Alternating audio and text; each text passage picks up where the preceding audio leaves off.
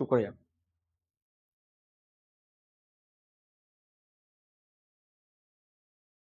नमस्कार, welcome to the द्रोणाज IAS. जैसा कि आप सब देख सकते हो, आज हम लोग जिस विषय पर बात करेंगे, इस विषय पर हमें जो सोर्स मिला है, मतलब जिस सोर्स के ऊपर बेस करके आज हम लोग ये बातचीत करेंगे, वो विलियम एर्विन द्वारा लिखा हुआ किताब लेटर मुगल्स। लेटर मुगल्स किताब में उन्होंने भारत के इतिहास के सबसे ज्यादा अय्याश मुगल रूलर के बारे में यहाँ पे बातचीत किया है। तो विलियम अर्विन द्वारा जिस बादशाह के बारे में बोला गया है, वो और कोई नहीं, वो है मुगल बादशाह जहांगीर शाह।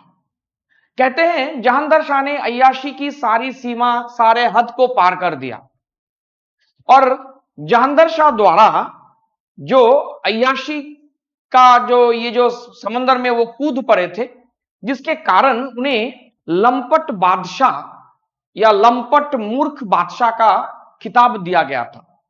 कैसे दिया गया, क्यों दिया गया, आइए जानते हैं। और आज का जो हम लोगों का जो चर्चा है, उसका जो बेसिस है, जो आधार है, वो है विलियम अर्विन द्वारा लिखा गया किताब लेटर मुगल्स। इसी से मतलब इसी के ऊपर बेस करके हम लोग ये डिस्कशन करेंगे।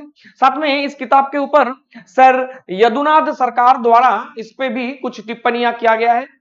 तो आज का जो चर्चा है वो पूरी तरीके से सर विलियम अर्विन और यदुनाथ सरकार के दिए हुए तथ्यों पर बेस करके हम लोग ये बात करेंगे। लंपट मूर्ख बादशाह। तो पहले हम लोग जान लेते हैं कि जहांगीर शाह को लंपट मूर्ख बादशाह किसने कहा।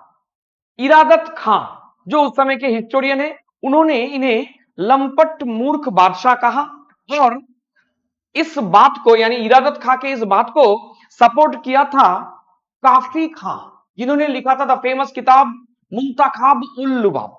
तो काफी खां ने इरादत खां के इस बात को सपोर्ट किया, यानी वो जो लंपट मूर्ख थे, इस बात से ये लोग बिल्कुल परिचित थे और एकदम समर्थन करते थे। तो ये जो हम लोग देख सकते हैं, जहांगीर शाह जिसने सन 1712 से 1713 तक शासन किया, और मुगल एम्पायर में उस समय एक रीति बन चुका था कि जो भी मुगल सम्राट की मृत्यु होता है, मतलब शाहजहां के समय से हम लोग देख रहे हैं कि शाहजहां के मौत के बाद औरंगजेब और उसके भाइयों के बीच में सिंहासन को लेकर लड़ाई होता है। औरंगजेब जीत जाते हैं। औरंगजेब के बाद उनके बच्चों में सिंहासन पाने के लिए लड़ाई होता है। फिर हम लोग देखते हैं कि वैसे ही मतलब उसी वही जो टेंडेंसी है, वो हम लोग देखते हैं कि इस दौरान भी हुआ था, जिसमें जहांगीर शाह को जीत मिला। हालांकि उन सभी भाइयों में जहांगीर शाह सबसे कमजोर थे, लेकिन उस समय जुल्फिकार खान नाम का ये जो मुगल दरबारी था, उन्हीं के कारण या उन्हीं के सपोर्ट से जहांगीर शाह सिंहासन तक पहुंच गए। और इसीलिए जहांगीर शाह को सिंहासन तक पहुंचाने वाला ये जो जुल्फिकार खान, वो कहलाते थे कि मुगल एम्पायर का पहला किंग मेकर। इसीलिए जहांगीर शाह शुरू से ही मतलब लोगों के बीच में यह धारणा था कि वो सिंहासन डिजर्व नहीं करते थे। और एक्चुअल में ये बात सही भी है, क्योंकि जहांगीर शाह बहुत एज में वो सिंहासन पर बैठे, लेकिन सिंहासन पर बैठने के बाद अय्याशी की सारी सीमाओं को उन्होंने तोड़ दिया। और जहांगीर शाह को जो सिंहासन मिला, उसके लिए पूरा क्रेडिट जाता है इन्हीं के ऊपर, यानी जुल्फिकार खान के ऊपर। जहांगीर शाह खुद भी इतने अय्याश थे, लेकिन जुल्फिकार खान चाहते थे कि जहांगीर शाह अय्याशी में डूबे ही रहे, ताकि उनके हाथों में सारा पावर बना रहे। और यही कारण था जो आगे चलकर जहांगीर शाह के लिए मुसीबत का साबित बना, मतलब कारण बना। जहांगीर शाह को लंपट बादशाह या लंपट मूर्ख बादशाह इसीलिए कहा जाता है कि आप यहां पे देख सकते हो कि कैसे एक मुगल सम्राट, वो बस एक तवायफ, एक डांसर के कहने पर या उसके ऊपर इतना ज्यादा लट्टू हो गया कि उसने अपने बच्चों के भी आंखें फुड़वा दिया, उन्हें जेल में कैद करवा दिया। और वो ऐसे शासक थे, शराब के नशे में धुत होकर कभी कभी तो बिना कपड़ों के वो चले आते थे मुगल दरबार में, बिल्कुल नंगे होकर चले आते थे। कभी कभी लड़कियों वाला पोशाक पहनकर भी वो चले आते थे मुगल दरबार में। तो आप सोच सकते हो कि पब्लिक में कैसे ओपिनियन रहा होगा उस समय जहांगीर शाह को लेकर। सिर्फ यहां तक वो रुके नहीं, उन्होंने अय्याशी और बेशर्मी की सारी हदें पार कर दिया। जब मुगल दरबार में नाचने गाना, मतलब मुजरा, ये सब कोई नई बात नहीं था। जहांगीर शाह भी इसी के शौकीन थे। ऐसे ही एक नाचने गाने वाली, उनके प्यार में वो इतने ज्यादा पागल हुए कि कहते हैं कि उन्होंने एक बार जो गाना बजाने के लिए जो लोग आए थे, टीम आए थे, उसमें पहली बार उन्होंने लाल कनवर नाम के एक डांसर को देखा। लाल कनवर को देखने के बाद उन्होंने लाल कनवर को गोद में उठा लिया और कहते हैं अपने कमरे में लेकर चले गए। फिर पूरी रात उन्होंने लाल कनवर से गाने की फरमाइश करते रहे और कहते हैं कि वो लाल कनवर को दो बहुत मतलब बहुत सारे नामों से वो बुलाते थे, बहुत ज्यादा प्यार करते थे और लाल कनवर ने भी इसी का फायदा उठाया। उन्होंने जब देखा कि सुल्तान या सम्राट बिल्कुल उनके ऊपर फिदा है, लट्टू हो चुके हैं, तो उन्होंने कहा कि वो उनसे शादी कर ले। तो सम्राट ने फौरन ही उनसे शादी कर लिया और उनका नाम रख दिया इम्तियाज महल। वैसे ये भी बता दूं, लाल कनवर उनके फोर्थ वाइफ थे, ठीक है, उनके फोर्थ वाइफ थे। लाल कनवर के पिता थे खसूसियत खान। खसूसियत खान कहते हैं कि वो अकबर के जमाने के जो फेमस संगीतकार थे यानी तानसेन, उन्हीं के परिवार के थे, ठीक है, मतलब उन्हीं के वंशज थे ये खसूसियत खान।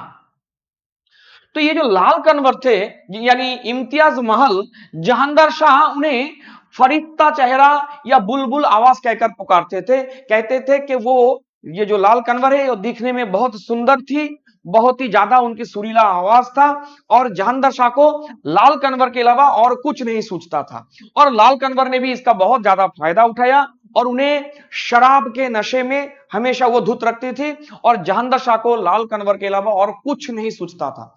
शासन कार्य का पूरा बागडोर जहांदार शाह ने लाल कनवर पर सौंप के रखा था और लाल कनवर ने इसी का फायदा उठाकर अपने परिवार वालों को, अपने लोगों को भर भर के मतलब सारे सुविधा पावर सब कुछ देना शुरू किया। और इस दौरान हम सबको पता है कि जहांदार शाह के नाम से शासन चलाने का काम देखभाल जो कर रहा था वो थे जुल्फिकार खान।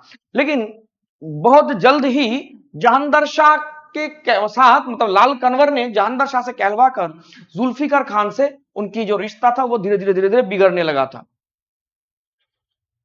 हुआ एक बार ये भी था कि जब जहांदार शाह ने लाल कनवर से शादी किया, उनको अपने महल में लेकर आया, तो कहते हैं कि लाल कनवर के एक खास दोस्त जो बाजार में तरबूज बेचा करते थे, ये हमें इंफॉर्मेशन मिला है विलियम अर्विन द्वारा लिखा गया किताब लेटर मुगल्स के पेज नंबर 194-195 में हमें इसके बारे में जिक्र है कि इस जोहरा नाम का एक लड़की थी जो बाजार में तरबूज बेचा करती थी।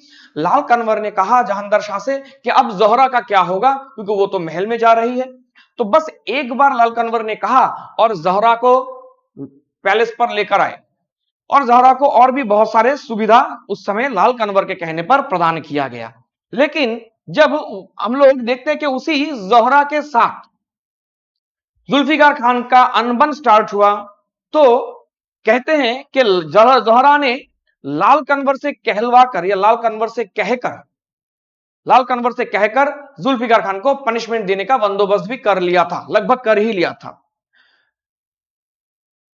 कहानी यहीं पे अगर समाप्त नहीं होता है कि लेटर मुगल्स किताब के पेज नंबर 196 में यह कहा गया है कि शेख नसीरुद्दीन चिराग, जिन्हें चिरागे दिल्ली भी कहा जाता है, उनकी समाधि पर अगर कोई बंदा बिना कपड़ों के लगातार 40 हफ्तों तक वो नहाए, हफ्ते में एक दिन रविवार, तो उसके पुत्र की प्राप्ति हो सकता है। इस तरीके की बातें लाल कनवर ने जहांदार शाह के मन में डाला और क्योंकि जहांदार शाह सब कुछ खो चुके थे, सुध बुध खो चुके थे, वो एक मुगल बादशाह थे, वो भूल चुके थे, तो जहांदार शाह ने भी लाल कनवर के बातों पर यकीन किया और कहते हैं कि इसी चिरागे दिल्ली की समाधि के सामने जो खुले मैदान है, खुले जगह है, वहीं पे बादशाह और लाल कनवर दोनों खुले में नंगे होकर नहाते थे पब्लिकली। तो आप सोच सकते हो कि भारतवर्ष इतने विशाल देश का इतना महान एक एम्पायर का जो राजा, वो सबके सामने खुले में वो नहा रहा है। इतने हद तक वो पागल हो चुके थे लाल कनवर के लिए। एक बार लाल कनवर ने सम्राट से यह दरखास्त किया था कि उन्हें वो लोग जो शिकार पे जाते हैं, तो शिकार पे जाते वक्त उन्हें ठीक से शिकार दिखाई नहीं दे रहा, मतलब देता, जानवर जंगल में छुप जाते हैं। तो आप एक काम करो, जंगल कटवा दो। जहांगीर शाह ने बिना कुछ सोचे समझे दिल्ली के आसपास के घने जंगल को पूरा कटवा दिया। अब पता नहीं क्या सोच था, क्या था, अगर जंगल ना होगा तो जानवर कहां से आएंगे। सुल्तान ने यह सब सोचा नहीं, बस एक ही आदेश पर जंगल के जंगल साफ कर दिया, कटवा दिया। जहांगीर शाह पूरी तरीके से होशो हवास खो चुके थे। जुल्फिकार खान के हाथों में कुछ नहीं था, जुल्फिकार खान बस ये सब देख रहे थे। एक बार यह भी कहा गया है, उसी किताब में यह भी कहा गया है कि लाल कनवर ने जहांगीर शाह से कहलवाकर महीने में 3-3 बार दिवाली मनवाया। पूरे शहर में दिवाली मनाया गया और कहते हैं कि जब तक तेल खत्म ना हो दिवाली मनाया जाता रहा। एक समय तो ऐसा आया कि तेल की कीमत बहुत ऊपर चला गया। तेल जब खत्म होने लगा तो घी का भी यहां पे इस्तेमाल किया गया। तो जहांगीर शाह को कुछ नहीं सूझता था सिवाय लाल कनवर के। लाल कनवर ने अपने भाई नियामत खान सुल्तान से, सॉरी, सम्राट से कहलवाकर नियामत खान को भी लाल कनवर ने क्या किया, उसको मुल्तान का गवर्नर बना दिया गया। तो उसके बाद जुल्फिकार खान ने नियामत खान से 100 सारंगी की डिमांड रखा और नियामत खान ने जुल्फिकार खान को 200 सारंगी भेज दिया। और यह बात उन्होंने जहांगीर शाह से भी कर दिया, मतलब शिकायत कर दिया। जब जहांगीर शाह ने जुल्फिकार खान को बुलाया और 100 सारंगी के मामले में पूछा कि ये 100 सारंगियों का वो करेंगे क्या, तो जुल्फिकार खान ने कहा कि आजकल तो ऐसा है कि गाने बजाने वाले लोगों को ही बड़े बड़े जो जगह का गवर्नर बनाया जा रहा है, तो वो ये सारे सारंगी लेकर शहर के तमाम रईस लोग जिनको लड़ना आता है उनको वो देंगे और उनसे कहेंगे कि वो तलवार छोड़ दे और गाना बजाना शुरू करे, क्योंकि गाने बजाने वाले को सब कुछ मिल रहा है, सुल्तान के, सम्राट की सेवा करने का मौका मिल रहा है। तो कहते हैं इस बात से जहांगीर शाह को बहुत ज्यादा शर्म भी आया था।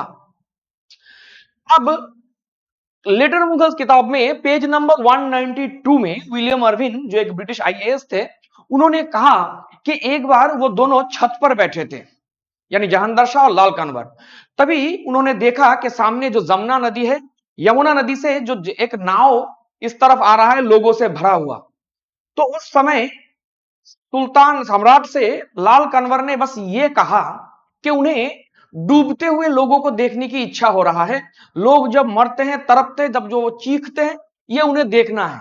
बस जहांगीर शाह से उसने बस कहा ही था कि जहांगीर शाह ने अपने लोगों को आदेश दिया कि जाओ ऐसे लोगों को पकड़ो जिन्हें तैरना नहीं आता और उन सबको ले जाकर नदी में धकेल दो और उन्हें डूबते हुए हमें देखना है। और ऐसे ही बस एक इशारे पर, लाल कनवर के एक इशारे पर जहांगीर शाह ने इतने सारे लोगों को, कहते लगभग 40 लोग थे, उन्हें बीच नदी में ले जाया गया और उन्हें एक एक करके नदी में धकेल दिया गया। और छत से बैठकर लाल कनवर ये सब दृश्य देख रही थी और उन्हें बहुत मजा आ रहा था। इतने सारे लोगों को मरते हुए देखकर वो मजा ले रही थी। ये थी लाल कनवर। और इस तरीके की महिला के प्रभाव में आ चुके थे जहांगीर शाह। और यही कारण है कि जहांगीर शाह के शासनकाल 1 साल से ज्यादा, मतलब कुछ ही महीना चला, 8-9 महीना चला। फिर 1712-13 में उनका शासन था, तो 1713 में उनको उन्हीं के भतीजे ने, यानी फारूक सियर ने मार दिया। तो आज की कहानी हम लोग यही पर समाप्त करते हैं। धन्यवाद।